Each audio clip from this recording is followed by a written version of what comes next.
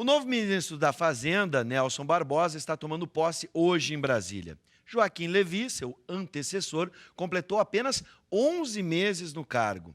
Na semana passada, a agência de classificação de risco, Fitch, rebaixou a nota do Brasil e retirou o grau de potencial de investimento do país. Para saber de que forma isso afeta o nosso bolso, o nosso dia a dia, vamos conversar com o economista João Portela e o economista da Fundação de Economia e Estatística do Estado, Robert Iturrier. Sejam bem-vindos. Bom, parece treinador de futebol, né? Hoje no Brasil tem essa cultura, né? Não deu certo, manda andar. Não fechou um ano, Joaquim Levy. Vocês esperavam mais ou menos? Robert. Olha, na minha avaliação, o Joaquim Levy não foi bem sucedido no que ele tinha como objetivo, né? O objetivo principal dele era fazer um reajuste, né, fiscal, um ajuste fiscal no primeiro semestre, e no segundo semestre ele já imaginava que a economia estaria se recuperando. O que se observou foi que, diante de uma série de fatores, mas dentre eles a redução dos gastos do governo, que esse é o ajuste fiscal, tá certo? E a elevação de alguns impostos no início do ano, a economia acabou respondendo negativamente, ou seja, não é? Como o próprio gasto do governo faz parte da conta do PIB, quando você reduz o gasto, não é? O impacto acaba sendo esse de redução, então, do PIB e, portanto, redução da própria receita do governo. Não é? Então, a receita do governo caiu, por outros motivos também, mas também porque o próprio governo gastou menos, tá certo? O dinheiro acaba voltando. Além disso, não é, a inflação subiu esse ano, vamos ter a maior inflação dos últimos 13 anos, tá certo? O último ano que foi mais alto foi em 2002, que foi 12%, esse ano vai fechar em torno de 10%. O desemprego também aumentou. Ou seja, ele não atingiu nenhum dos objetivos que ele gostaria, nenhum dos objetivos macroeconômicos. E acredito que foi acertada essa saída dele, né? Embora tenha sido de forma pacífica, ele não saiu como demitido, não é? Saiu assim de forma pacífica, assume o antigo ministro do Planejamento, né, o Nelson Barbosa.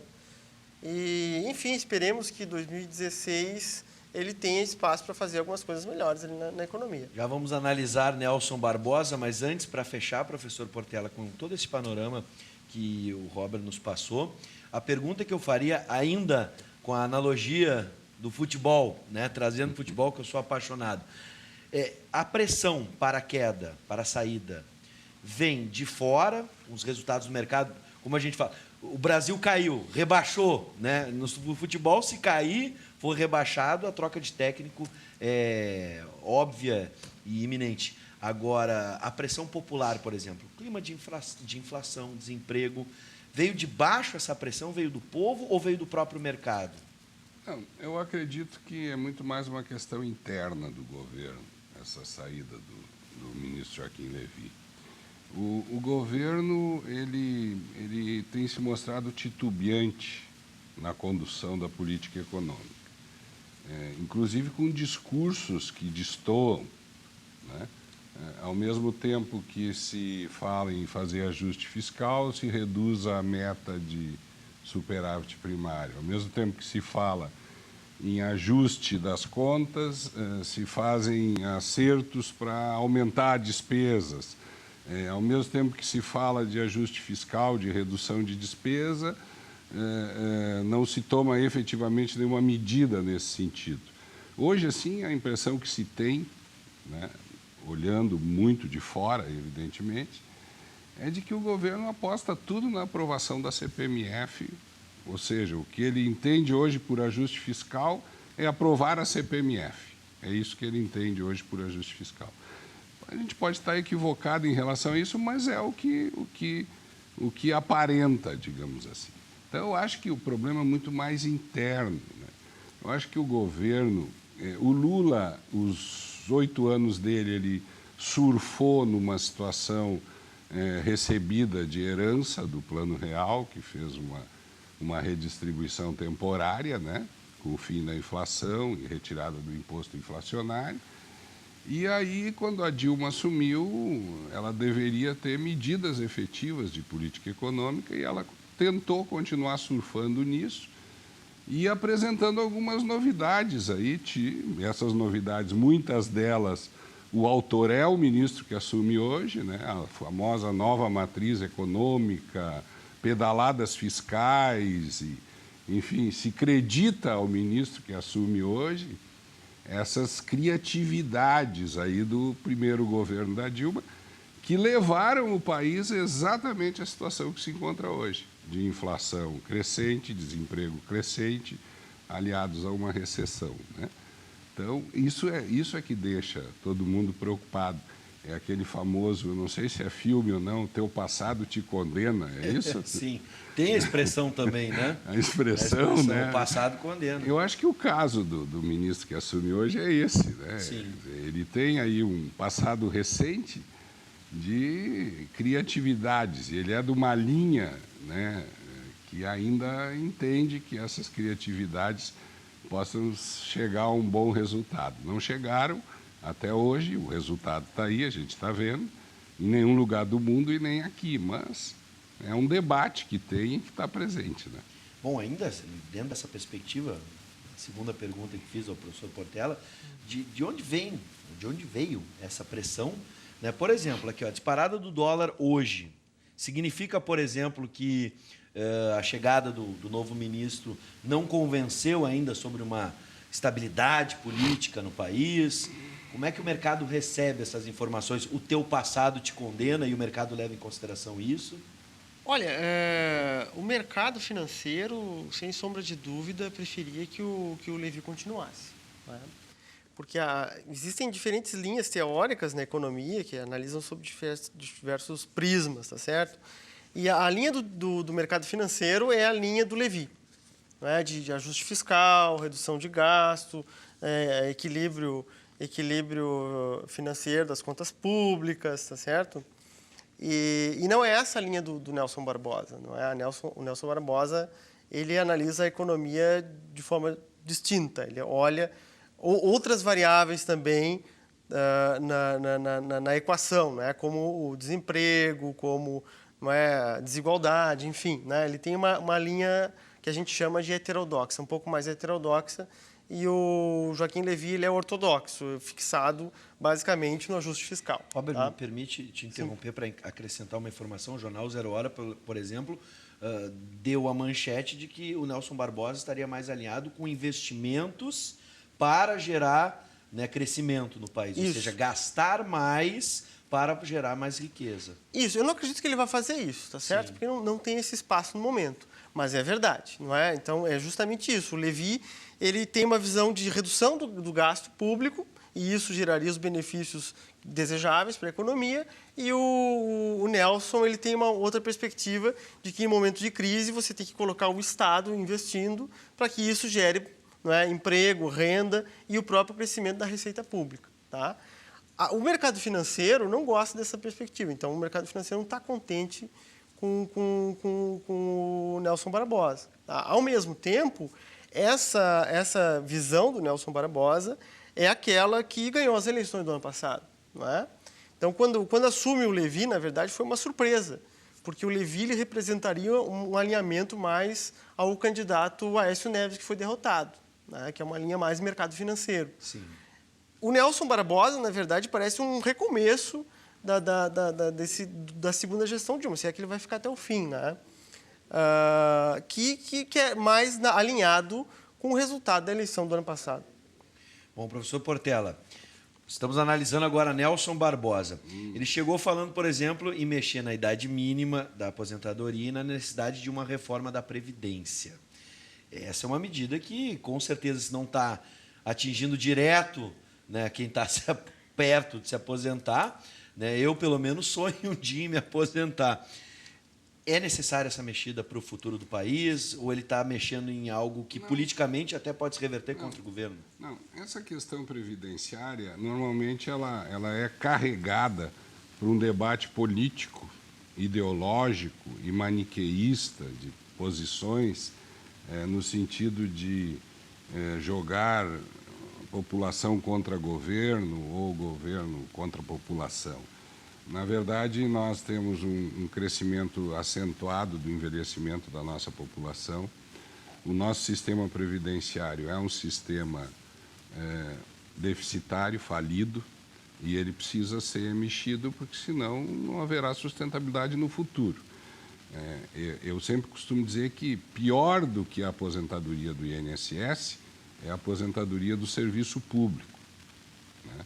Essa tem distorções de um tamanho que não tem mais fim e que é completamente sustentável. Veja-se o caso do Rio Grande do Sul. Então, é necessário fazer mudanças previdenciárias.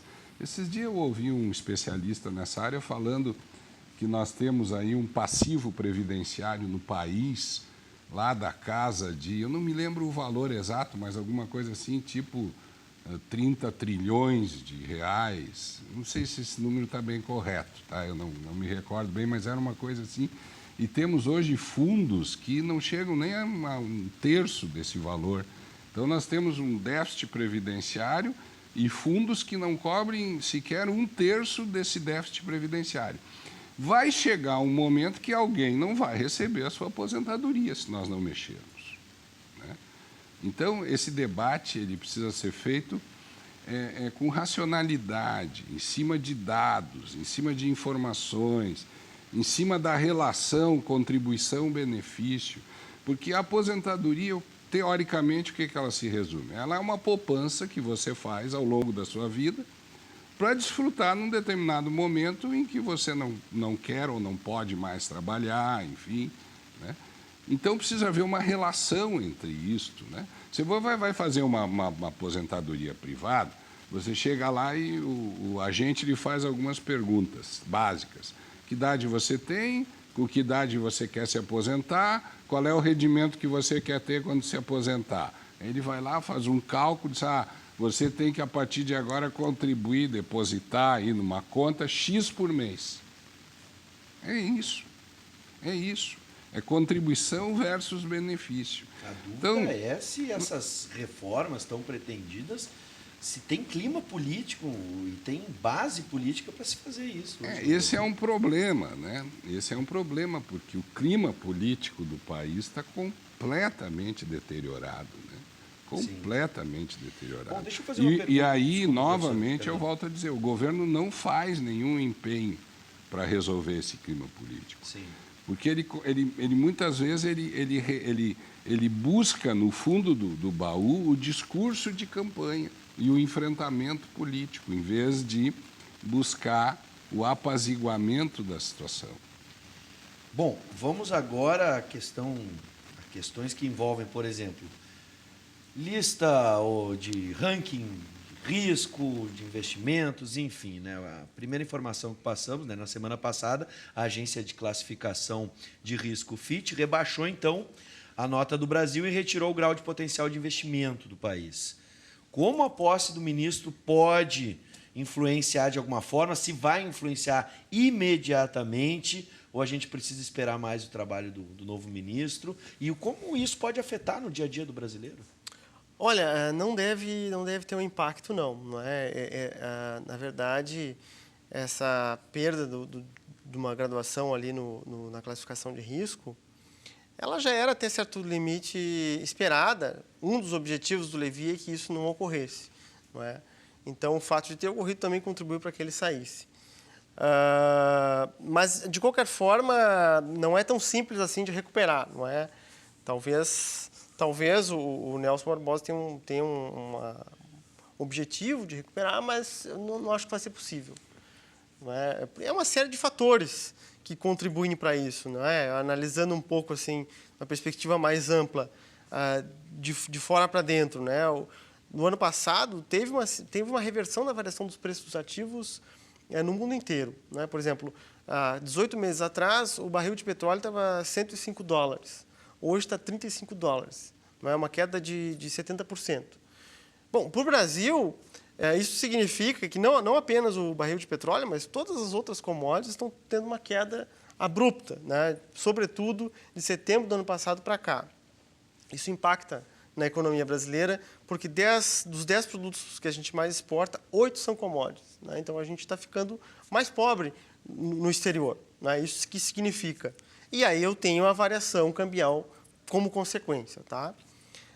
Além disso, né, então, isso deteriora as contas externas. Outro ponto é a questão político-institucional, né? A gente está num momento de conflito, né, que o governo está numa situação bastante delicada, a oposição quer derrubar o governo, e isso também contribui, não é? Porque um dos fatores que é avaliado na classificação de risco é a estabilidade política e institucional. A gente não está num momento de estabilidade nem política nem institucional. E também eles avaliam a estabilidade civil, né? Que a gente apresenta uma tensão social crescente. Então, isso também contribui, não é? E as contas do governo, que esse ano vão fechar com déficit, ou seja, o cenário não é positivo em nenhum aspecto. Então, dificilmente ele vai conseguir recuperar. Para o cidadão comum, não impacta tanto assim, não é? O que vai impactar mais? Para as empresas. As empresas que financiam crédito no exterior, as grandes empresas. Para elas tem um impacto maior, porque a taxa de juros que elas vão ter que pagar no exterior vai ser maior. E impacta para o governo, que também vai ter que pagar uma taxa de juros maior. Para o cidadão comum, o impacto é bastante restrito. O professor quer completar alguma coisa, por gentileza? Não, só que a respeito do grau de investimento... E da influência na população no dia a dia. Isso afasta investimentos do país. Nós não temos hoje condições internas para ter um investimento que nós precisamos que aconteça no país para se gerar emprego, pelo menos para quem entra de trabalho todo ano.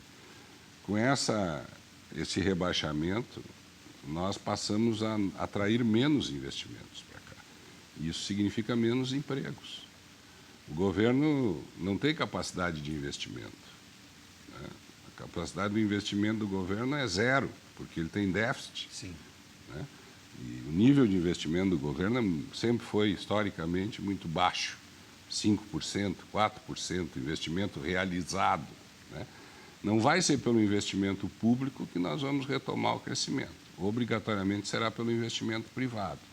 E para acontecer o investimento privado tem que ter estabilidade econômica, política, enfim, essas coisas que o professor falou.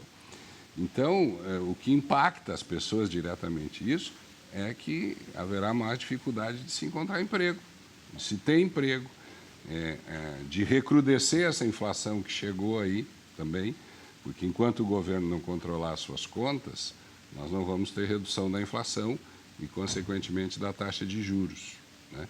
Então, impacta diretamente nas pessoas, porque quem paga a grande parte da conta da inflação é o mais pobre. O pessoal de renda maior dá um jeito de se proteger, de uma forma ou de outra se protege. Agora, aquele que ganha aí 3, 4, 5 salários mínimos, a classe média assalariada, a inflação como é que é aquele bichinho que tinha o Pac-Man? O Pac-Man, isso. É um roedor, né? É verdade. Então, bom, no final do ano a gente renda está sentindo agora. Né? Mas é evidente, né? Eu quero fazer o seguinte, eu propor, tá? É 1 minuto, é uma brincadeira, tá? É óbvio que eu sou um brincalhão, então vai ser uma brincadeira, tá? 1 minuto para cada um. Se vocês fossem Nelson Barbosa, chegassem agora em Brasília, qual a primeira atitude? Pode ser até pedir um café, se for um chá ou um analgésico. O que vocês fariam? Primeira atitude. Olha, na minha avaliação, isso é uma coisa mais de estrutura mesmo, né?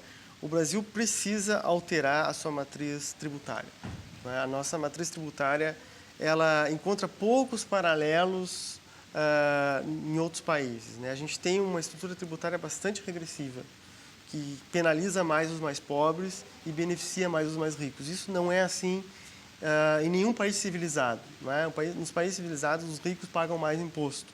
No Brasil, ao contrário. Então, isso seria a primeira medida, mas eu sei que, ao menos uma tentativa, dificilmente isso vai passar no Congresso. Muito bem. Temos uma ideia. Essa aqui. Seria a minha primeira. Temos uma ideia, que o ministro Robert Iturria. Agora o ministro Portela, por favor. Equilíbrio fiscal e retomada da credibilidade.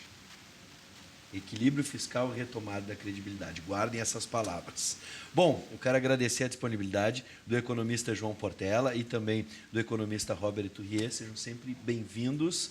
E oremos para um 2016 melhor. Um Feliz Natal e um próspero Ano Novo. Obrigado. Do jeito que for. Obrigado.